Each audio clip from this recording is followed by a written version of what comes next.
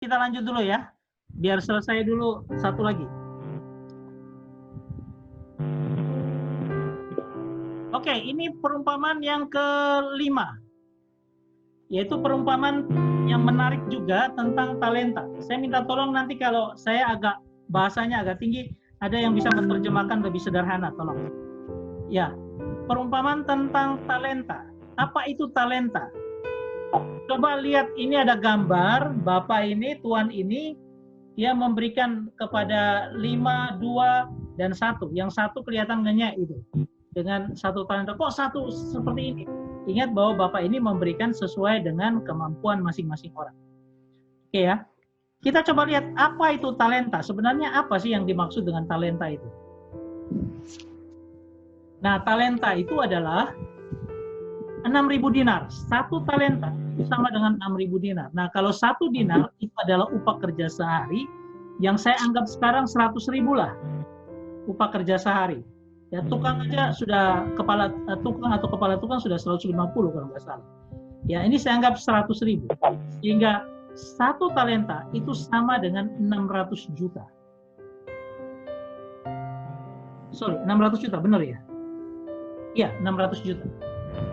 Jadi ketika orang-orang ini dikasih 600 juta, yang paling sederhana, sebenarnya itu besar nilainya. Ya, besar nilainya.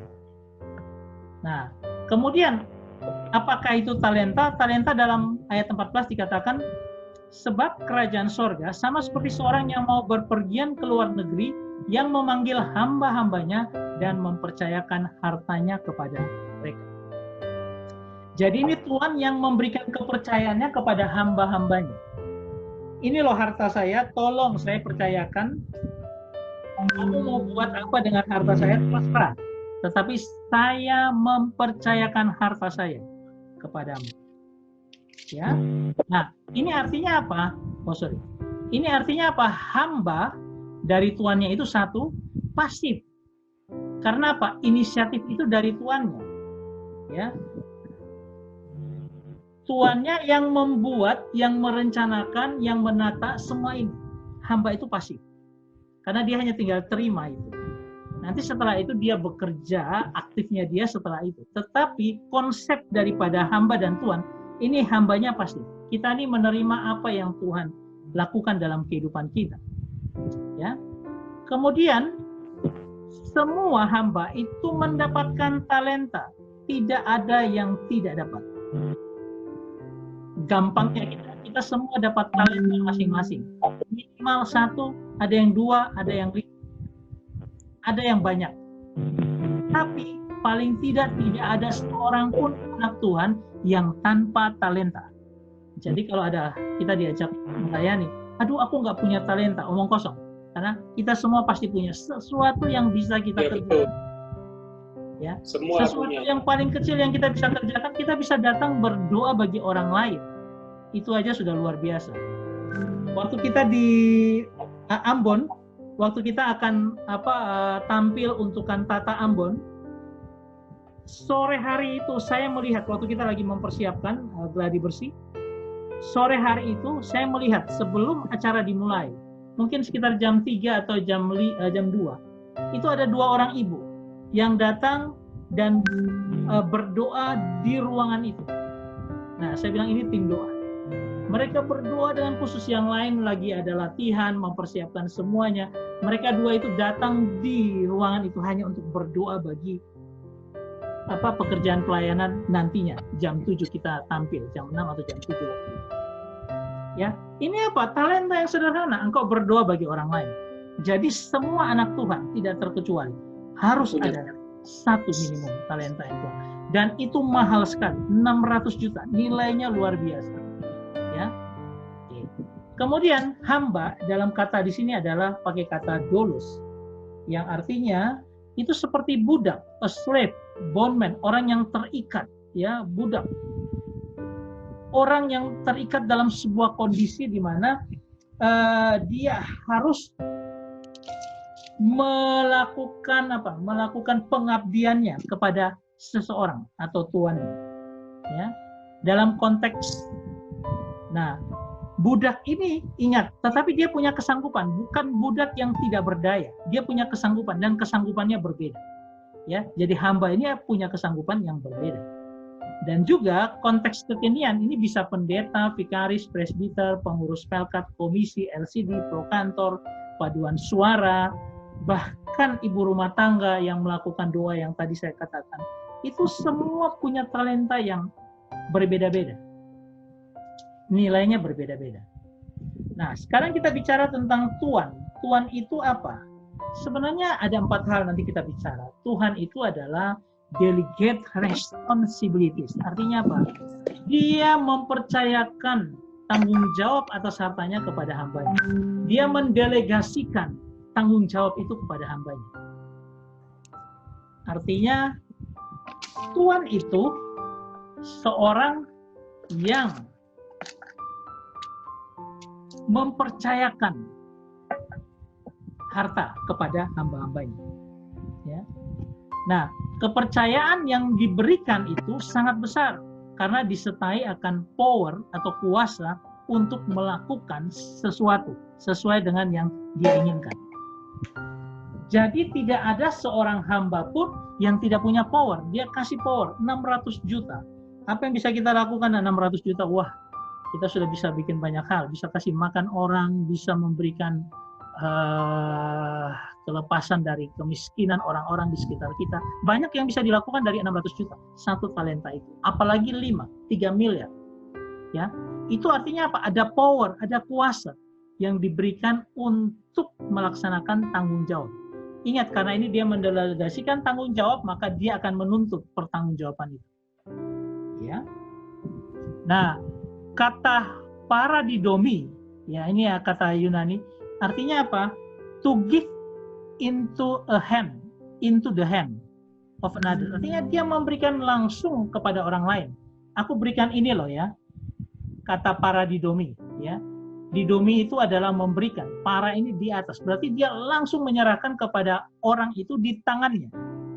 Jadi tidak pakai titip. Langsung kepada tangan untuk dikerjakan. Atau dikatakan to give over into once atau power or use. Melalui power atau kuasa memakai orang lain dia mengerjakan itu. Dia memberikan power, kuasa, atau dia menggunakan orang lain untuk mengerjakan itu. Artinya dia mendelegasikan itu, memberikan kuasa kepada orang lain supaya mengerjakan apa yang dia inginkan. Atau dikatakan komitmennya untuk mengerjakan. Dia memberikan komitmen untuk mengerjakan pekerjaan itu. Dan dia memberikan verbal, deliver verbally, artinya memberikan kepada hamba itu secara lisan. Sebenarnya dia memberikan kepada hamba itu menjadi milik pribadi. Artinya apa? Itu sebenarnya hadiah untuk orang yang diberikan delegasi itu. Pernahkah kita mendengar bahwa Tuhan itu meminta kembali talenta itu? Tidak pernah. Karena itu jadi melekat secara verbal dia berikan, itu bagian hidup. Walaupun itu dikembangkan, itu juga akan tetap jadi bagian hidup. Ya. Nah, ini yang kita bisa belajar dari apa yang disebut dengan delegate responsibility. Dia memberikan tanggung jawab, tetapi bukannya dia meminta semua kembali. Tapi itu ingat, jadi milikmu. Apa yang engkau bangun dari itu akan menjadi milikmu. Pelayanan yang kita bangun dari apa yang Tuhan percayakan kepada kita, itu akan menjadi milik kita. Tidak pernah Tuhan ambil. Betul. Ya kan? Iya. Tuhan memberikan kita untuk menjadi seorang hambanya. Dia tidak pernah menarik, berkat-berkat hamba itu tak tarik kembali. Kamu bayar kembali ke saya. Enggak. Berkat dari hamba yang dia berikan sebagai pelayan, itu diberikan untuk kita. Dan itu untuk kepentingan kita, untuk keperluan kita. Tidak pernah dia tarik kembali. Dia hanya tarik 1/10, itu kan bagiannya dia. Kalau kita berkhotbah, dapat uang 1 juta, ya kembalikanlah 10 untuk dia. Sisanya itu milikmu semua. Ya, itu berkat. Sehingga apa? Ketika dia memberikan tanggung jawab, dia tidak pernah menarik tanggung jawab itu. Dia memberikan itu untuk milikmu pribadi. Kalau bermasalah, baru dia menuntut. Tapi kalau tidak bermasalah, ingat bahwa yang bermasalah itu hanya satu. Sedangkan yang dikasih 2, yang dikasih 3, yang dikasih 4, kasih 5 dan 6 dalam perumpamaan ini hanya 2 dan 5. Itu untuk menyatakan apa? Aku bisa kasih kau 2, bisa 3, bisa 4, bisa 5 dan sebagainya. Bisa 1 pun juga aku bisa kasih kamu. Tapi itu jadi miliknya pribadi. Ya. Nanti kita melihat bahwa yang hamba yang jahat ini dia punya pemikiran yang berbeda. Yang kedua sebenarnya dikatakan tentang depend on their abilities. Artinya apa? Tergantung dari kemampuan mereka. Karena dia bilang apa? Dia memberikan sesuai dengan kesanggupan. Kapasitas yang diberikan itu maksimal untuk tiap hambanya. Dia tahu masing-masing kita. Dan dia tidak pernah memberikan lebih daripada kapasitas. Artinya apa? Kalau sampai gagal, itu tanggung jawabmu, bukan saya yang salah kasih. Misalnya, tiba-tiba dia kasih yang 5 talenta itu kepada orang itu, lalu orang bilang, Tuhan saya tidak sanggup, saya kembalikan 5 talenta. Enggak bisa. Kenapa? Dia tahu kamu bisa mengerjakan 5 talenta itu. Yang satu dia tahu, kamu hanya bisa kerjakan 1. Kalau kamu bekerjakan, pasti akan bisa. Ya. Nah, lalu pemberian itu akan bertahap. Karena apa? Tuhan tahu dia membangun akan kita untuk terus ditambahkan. Kalau kita bisa mengerjakan perkara yang kecil, maka apa? Dia akan berikan perkara yang besar. Ini proses berperkara dengan Tuhan. Proses melayani Tuhan, itu akan seperti itu. Kalau engkau mau mengerjakan apa yang aku berikan sekarang, aku akan menambahkan lagi menjadi perkara yang besar. Karena apa? Dia tahu dinamisnya, kemampuan kita dia tahu. Dan itu yang dia berikan. Ya. Ini tergantung daripada kesanggupan masing-masing karena dia tahu. Yang ketiga adalah ya, dia memberikan apa? Daya. Dia memberikan kemampuan kepada kita. Ya. Iman. Di mana kemampuan-kemampuan itu kalau dijabarkan satu-satu, ini ada beberapa. Ya, saya rasa kalau kita masing-masing ini cukup lama ini. Ternyata Tuhan itu memberikan kemampuan yang luar biasa bagi kita. Ya. Pertama misalnya, kekuatan dari natur kita. Kekuatan diri dari dalam. Kenapa? Dia membuat kita dengan luar biasa, jadi ada kekuatan di dalam kita. Ya, yang secara alamiah akan bertumbuh kalau kita mau merespon dengan baik akan anugerah Tuhan. Kekuatan Tuhan yang bekerja di dalam kita untuk melakukan perkara supranatural. Dia menjadikan kita anak Allah dengan kekuatan dahsyat dalam nama Yesus melakukan perkara supranatural. Kekuatan moral, ya batin, sebagai kemampuan moral kita untuk melakukan tindakan moral dalam kehidupan. Kita tidak bisa berbuat baik karena kita manusia berdosa, tapi dia berikan kekuatan supaya kita punya moral yang baik. Kemudian kemampuan untuk hidup berkelimpahan. Kita nggak bisa hidup berkelimpahan, tapi dia bilang, kalau kau kerjakan dengan baik, aku akan bisa memberkati engkau berkelimpahan dalam uang, harta, dan kesehatan. Kekuatan itu dia bisa berikan. Terus yang kelima, kekuatan dan sumber kekuatan itu selalu ada dalam diri kita, karena dia tanamkan di situ. Kemudian kekuatan itu selalu siap dan dapat sewaktu-waktu dikeluarkan jika dibutuhkan. Ya. Ketika suatu waktu kita berhadapan dengan misalnya ada orang yang kerasukan setan, tidak ada siapapun yang percaya di situ. Dan kita datang dalam nama Yesus. Dalam nama Yesus, engkau keluar iblis. Tuhan akan berikan kekuatan itu. Ya. Jadi, talenta yang diberikan itu begitu besar. Power yang diberikan itu begitu besar dalam kehidupan setiap anak Tuhan. Memang ada jatahnya masing-masing. Ya. Yang ketiga, settle account with them. Artinya apa? Setelah itu dia duduk hitung-hitungan untuk pertanggungjawaban dari kapasitas yang dia sudah berikan. Jadi jangan leha-leha, oh ya sudah ya Tuhan berikan ya selesai, dia akan lupa, dia tidak akan ingat-ingat. Enggak, sorry. Dia akan duduk bersama dan buat perhitungan untuk hal ini. Ya, itu dikatakan di dalam Matius pasal 25 ayat 19. Lama sesudah itu pulanglah Tuhan hamba itu lalu mengadakan perhitungan dengan mereka. Tuhan itu tetap peduli dengan harta yang sudah dipercayakan. Walaupun dia kasih kepada Anda, dia menuntut pertanggungjawaban.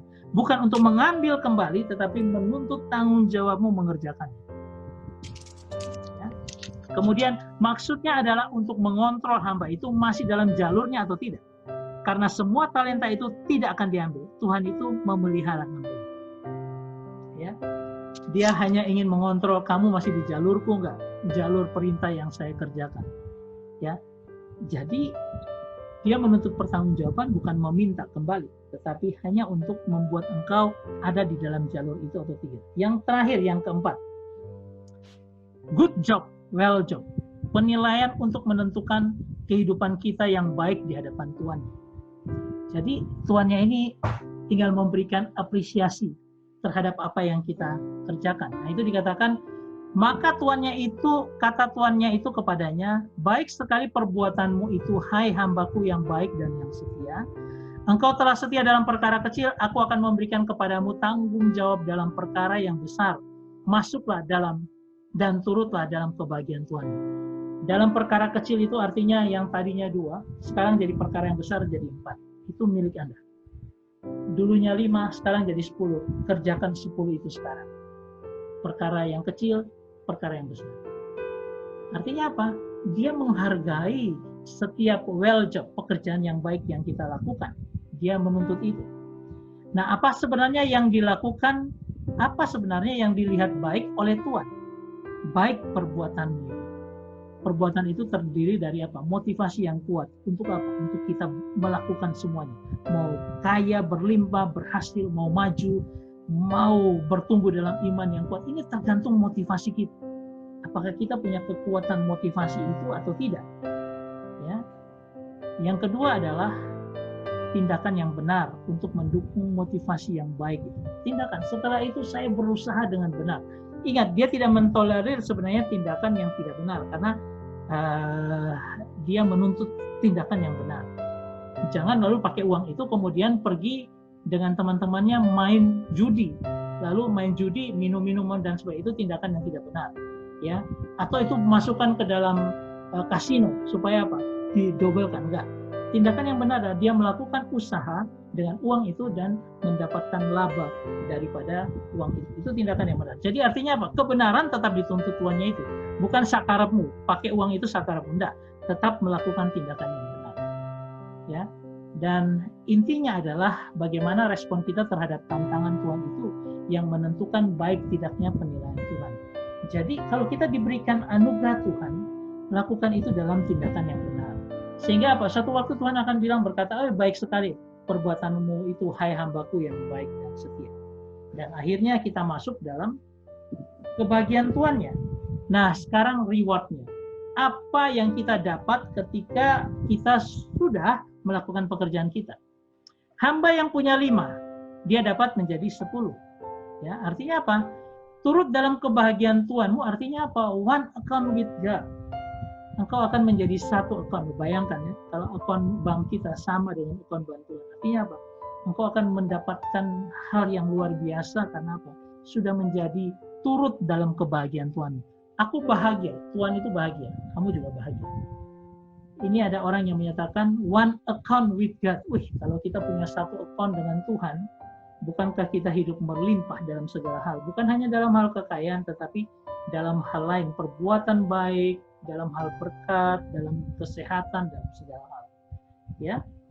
Kemudian Tuhan katakan, to be my partner. Sekarang kau bukan lagi hambaku, jadilah rekan sekerja.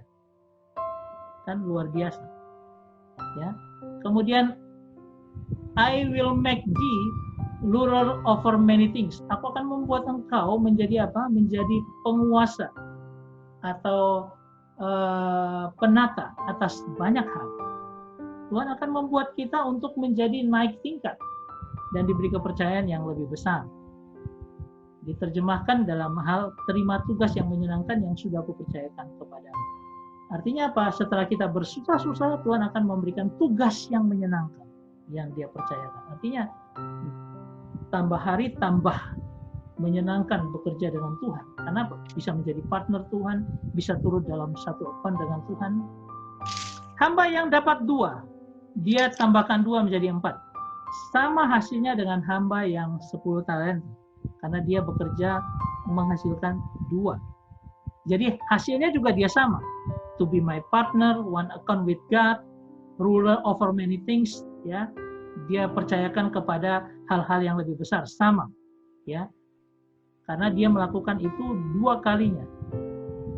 Nah, yang satu plus 0, dia tidak kerjakan, dia kembalikan hanya 1.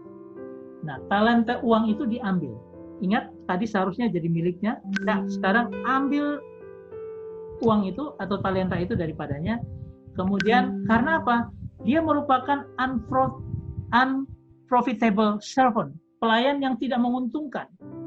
Kalau kita tidak berbuat dan tidak menghasilkan bagi kerajaan surga, diambil. Ya, lalu dilemparkan ke neraka. Karena di situ dikatakan ambil, lempar ke neraka.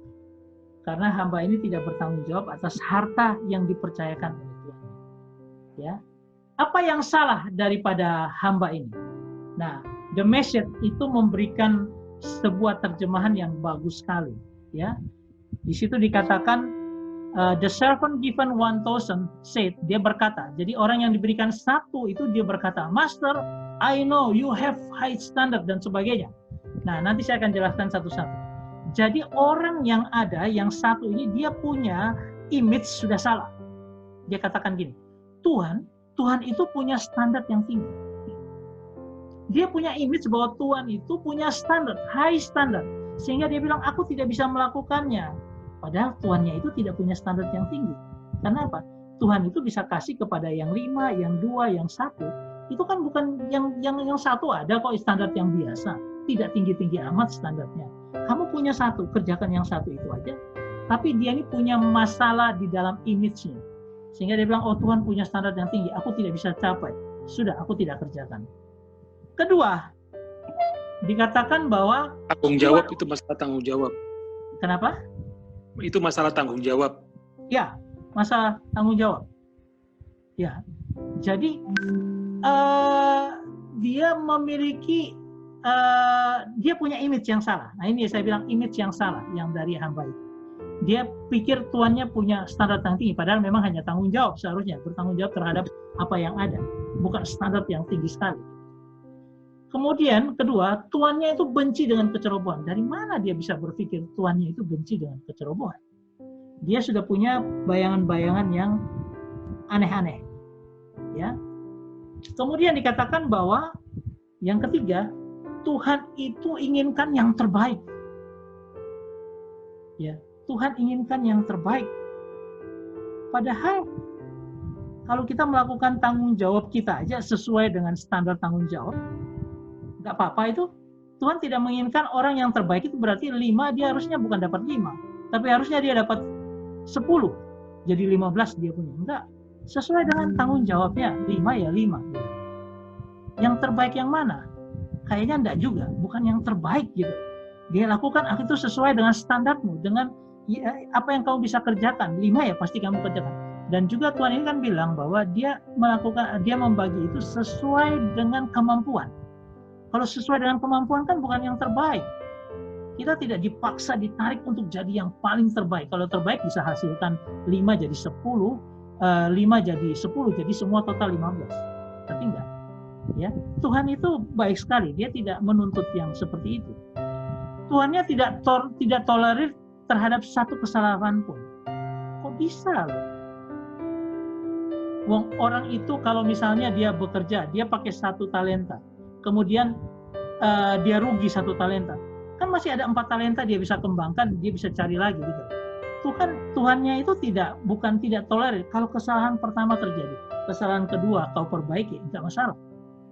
Ini image yang salah. Lalu Tuhannya gampang kecewa dan ingin kesempurnaan atau perfeksionis. Enggak, Tuhan itu sesuai dengan kemampuan. Jadi apa? Bukan perfeksionis. Kemudian tuannya itu ingin uangnya kembali tanpa kurang sedikit pun. Enggak, kamu melakukan apa yang kamu kerjakan, Tuhan bisa menerimanya. 2 ya dapat 2. Kalaupun 2 mungkin dia dapat 1, ada pertimbangan Tuhannya. Tapi yang masalah adalah kalau sudah 1 terus tidak kerjakan apapun. Tidak ada hasil apapun. Ya. Nah, dia sudah punya image seperti itu. Ini hamba yang jahat, yang jelek, yang tidak sesuai dengan. Dia punya image tidak sesuai dengan yang tuannya inginkan. Ingat Jokowi kemarin menyatakan bahwa tidak ada program dari masing-masing menteri. Hanya ada program daripada presiden. Sehingga apa?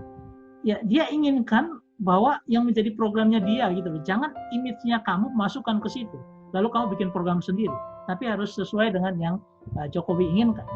Nah, itu sama dengan Tuhan ini inginkan apa? Programnya sesuai dengan yang dia inginkan. Bukan yang macam-macam seperti yang dipikirkan. Nah, karena dia sudah salah image, akhirnya semua hancur. Dia tidak mengerjakan apa-apa. Demikian juga kita, kalau kita salah image dengan Tuhan, kita salah, tidak mengenal Tuhan secara baik, kita tidak mengenal firman-Nya, kita tidak masuk dalam firman-Nya, kita tidak mau belajar akan firman-Nya, kita akhirnya punya salah pemikiran, misunderstanding, dan akhirnya apa? Akhirnya kita membuat kesalahan yang besar di hadapan Tuhan. Ya, kenapa yang 10 yang ditambahkan, bukan yang 2 yang ditambahkan? 10 ini kan sudah berlebihan. Kenapa dia yang ditambahkan dari yang 1 itu ditambahkan ke yang 10? Karena ini. Ya, dikatakan bahwa coba lihat, take ini ambillah yang yang take the 1,000 and give it to the one. Jadi dia katakan ambillah yang 1 itu dan berikanlah kepada orang yang mempunyai resiko paling tinggi. Ya. Lalu akhirnya dan dia tidak suka kepada orang yang suka main safe, play safe, ya. Dia tidak akan naik gitu. Who won't go out on a limb? Siapa yang tidak mau bermain berani, tetapi dia hanya bermain safe, bermain aman. Jadi yang 1 ini bermain aman, sedangkan yang 10 itu dia bermain penuh risiko. Dan Tuhan suka orang-orang yang beresiko dengan pelayanan. Saudara, kelebihan daripada yang 10 dibandingkan yang 2, yang 5 dibandingkan 2, kenapa? Risiko semakin besar. Dan dia kerjakan itu. Tuhan disenangkan. Risiko paling kecil dan dia tidak kerjakan apa-apa. Tuhan sangat membenci itu. Ya. Sehingga kita bisa lihat bahwa Tuhan melihat seberapa jauh kita mempertaruhkan hidup kita untuknya. Bagi yang bermain aman, singkirkan. Kau tidak akan kemana-mana. Kamu yang tidak mau melayani karena aman-aman saja, aku mau jadi jemaat yang biasa, ya, kamu akan jadi seperti itu. Ya. Sehingga kita bisa melihat, kita bisa belajar banyak. Ya. Masing-masing dari apa yang saya katakan tadi memiliki nilai-nilai yang luar biasa. Nah, kita bisa jabarkan itu dalam kehidupan kita. Bahwa Tuhan menginginkan hamba-hambanya bisa orang yang berisiko, merisikokan dirinya. Kalau aku punya sesuatu, tugas pelayanan, ya. Kemudian tugas pelayanan itu beresiko. Tuhan suka orang yang mengambil resiko itu untuk apa? Untuk melakukan pelayanan. Ada salahnya sih Pak Kris. Kenapa? Jelas suaranya jelas. Jelas. Iya, itu yang bisa kita lihat.